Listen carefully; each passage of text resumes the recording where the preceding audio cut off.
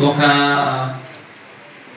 ఒక పత్రాన్ని దానికి, ఒక శిలా శాసనాన్ని దానికి వేశారు. చూసారా? దాంట్లో ఒక తామ్ర శాసనాన్ని వేశారు. దానికి ఎందుకు ఆ స్తంభాన్ని అక్కడ ఏర్పాటు చేయవలసి వచ్చింది అనే దాని మీద రాసి పెట్టారు. అది మనం ఎంతమంది చూసాం?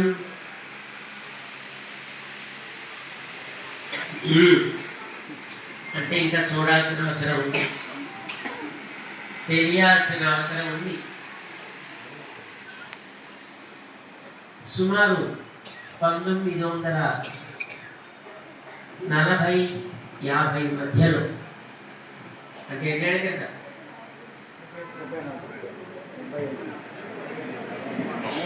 70 సంవత్సరాలకి పూర్వం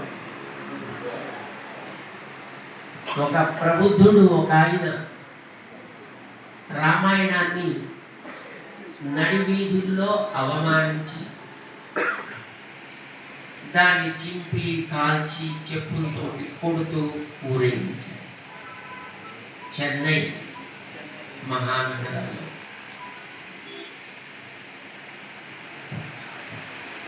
రామాయణాన్ని చేశాడు ఆయన, దాంతోపాటు గణపతిని కూడా చేశాడు. మామూలుగా మన వాళ్ళ విగ్రహాల దగ్గర ఏం కొడతారు? కొబ్బరికాయ దేవుడికి కొట్టాలా,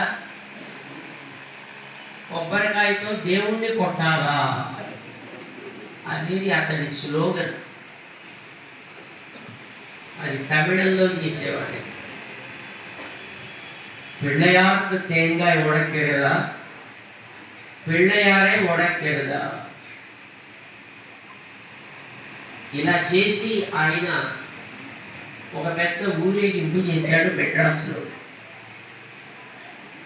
ఆ సమాచారాన్ని చూసి మన పెదజీయ స్వామి వారు, అప్పట్లో పూర్వాశ్రమంలో ఉండేవారు, వారు అక్కడికి వెళ్ళి, పాప ఇది తెలియక రామాయణాన్ని తీసేస్తే ఈ భక్తి అంతా పోతుంది, ఇది పోవాలి అనుకుని ఆయన ఈ పని చేశాడు. రామాయణం మనకి పుస్తకాల్లో కాదు, ఎక్కడుంటుంది? మన మస్తకాల్లో ఉంటుంది, మన ఆలోచనల్లో ఉంటుంది, మన జీవనంలో ఉంటుంది. అది తెలియక ఆయన అలా చేస్తే అక్కడ వాళ్ళందరినీ పిలిచి, ఇదంతా మీరు చూస్తూ ఎట్లా కూర్చున్నారు, ఏదో చెయ్యాలి కదా అంటే వాడెవరు ముందుకు రాలా, భయం వేసింది వాడు. అప్పుడు మన ప్రాంతం నుంచి 300 మందిని తీసుకువెళ్ళి అక్కడ 27 రోజులు రామాయణం చదివి, ఇక్కడ ఎలాగైతే ఇప్పుడు మా స్వాములు రామాయణాన్ని చదివి 27 రోజులు రామాయణ హవనం చేశారు, అట్లాగా రామాయణ హవనం చేసి ప్రతిరోజు ఉదయం సాయంకాలము ఒక ఊరిలో ఊరేగింపు చేస్తే వేల మంది పాల్గొన్నారు.